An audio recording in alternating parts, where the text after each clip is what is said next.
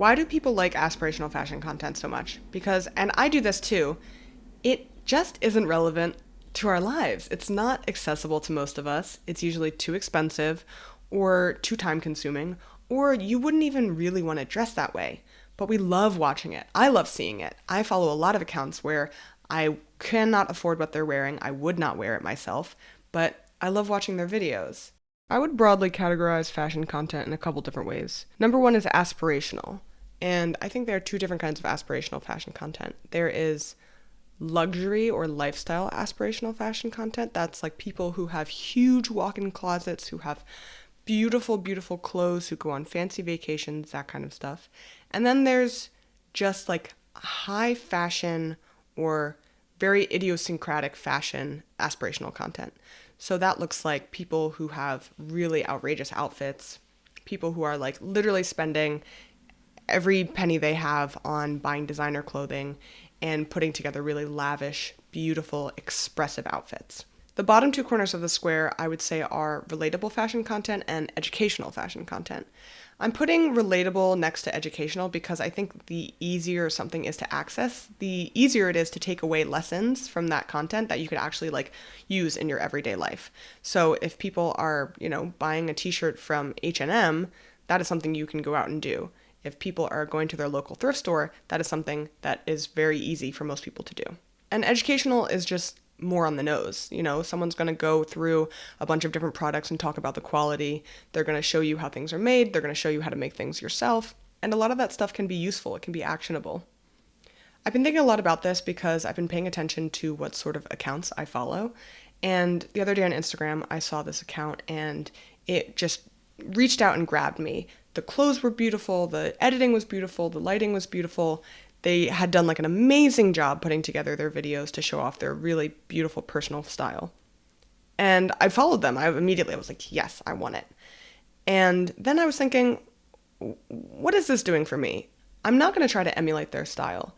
It's obviously very personal to them. It also does not work for me, for my everyday life. It's not really how I would like to present to the world, the outside world. Even if I were going to some sort of event where that would be appropriate, I still probably wouldn't put it on. But I found it very evocative and attractive, and I wanted to engage with it. And I think what that means is that it's not aspirational, it's inspirational. It's entertainment, honestly. It's eye candy. There's something so joyous about watching people love what they do and do it really well. And even if it's not relevant to me, I can still enjoy it, and I do.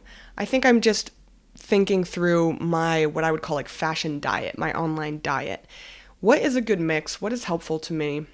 I don't know how this person is living their life. Maybe they do walk around like this every day.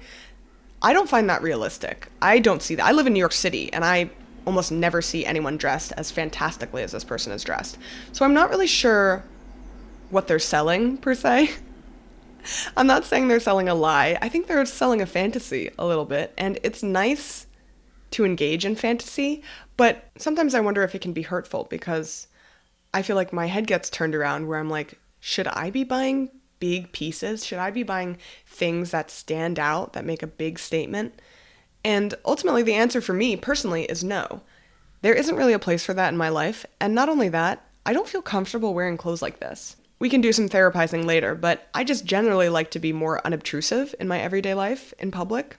And candidly, when I do walk around New York City, I live in Brooklyn, I do see people who are dressed fantastically sometimes, or just dressed really well, or dressed like in a way that you can tell they're fashion conscious. And what it's telling me most of the time is, oh, this person has an interest in fashion. They care about what they put on their body in a specific way, in a way that tells other people that they're interested in fashion. But in a lot of ways, that's where the buck stops. All I can think is, this person is interested in fashion, they're interested in these sorts of aesthetics, and I see that, and that is communicated to me.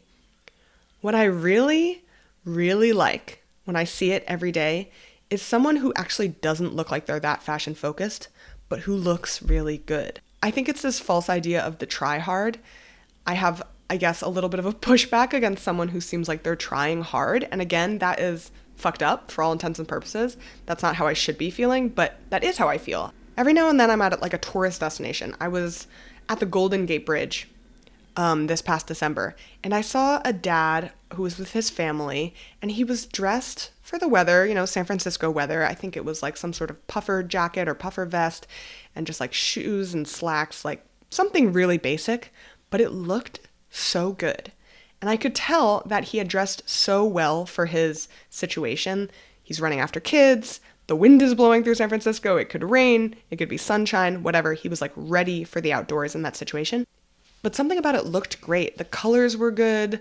The fit was amazing. He looked really at ease in it. And it looked like he wore his clothes, which is something I've heard people say a lot, like wear your clothes. Your clothes look good when you wear them.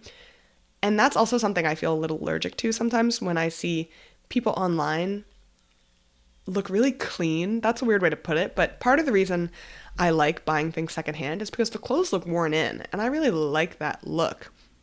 When things look so off the rack, it does look good online when you see pictures on Instagram, when you see TikToks. It looks good, but it doesn't feel real. And that, I think, is also part of the aspirational aspect, which is that's not what your clothes are going to look like. Maybe the first day you wear them out of the box, but that doesn't feel real to me. And in fact, it's not that attractive to me. Moving on, I wanted to highlight some stuff that I've been really liking on Pinterest recently because of how everyday it looks and how basic and normal it looks. I've talked about this before. My attraction to normcore. Someone has pointed this out. It's not normcore. Like the normcore phase has sort of ended, so you can't really call it normcore. I'm trying to figure out a better term for it. It's just normal clothes that look really good together. There's got to be a better term for it. I'm still searching. Maybe I can coin something that'll be really revolutionary. I've had this attraction to that sort of everyday look for a while, just even in my neighborhood when I see people that just look like themselves. They just look like themselves, everyday people, but the way that they've worn their clothes, something about it just works. And I wonder if I should stop these people on the street and ask if I can take a picture of them, because I would love to show you guys what I see in my everyday life that I find actually so inspirational and is aspirational for me personally for how I want to dress. But I tried to find some stuff on Pinterest, obviously, because I don't want to stop people on the street and ask if I can take a picture of them. Some of it you can tell, this stuff is really worn in the way that their jeans are patched, or they have visible alterations that they've made, or visible mending. It's you know what it is?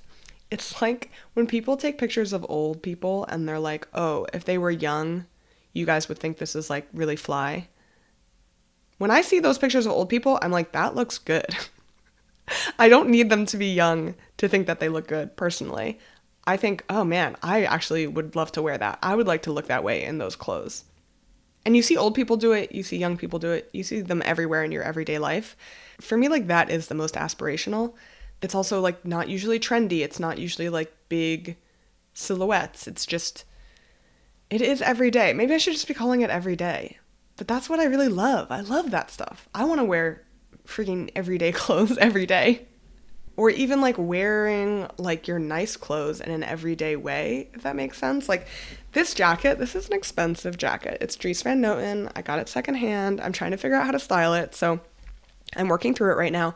But I want to wear this in a way that feels like I've had it for years and I throw it on because it's warm.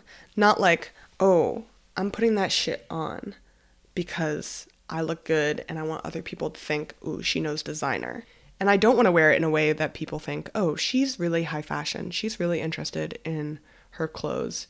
She puts a lot of time and effort into high-end secondhand shopping, which I do. But I don't want people to know that because it's embarrassing. You know what? This take might be problematic. But I'm not saying everyone should feel this way. I'm just saying I feel this way. And I don't want to say it's because I don't believe in cringe. And I think cringe is the try hard ick. I think that's pretty much what people mean when they say cringe. It's you're putting yourself out there, you're betraying your interests, you're betraying your passions, and that is what people think is cringe. I don't think it's cringe. I just don't want to do it for myself, ultimately.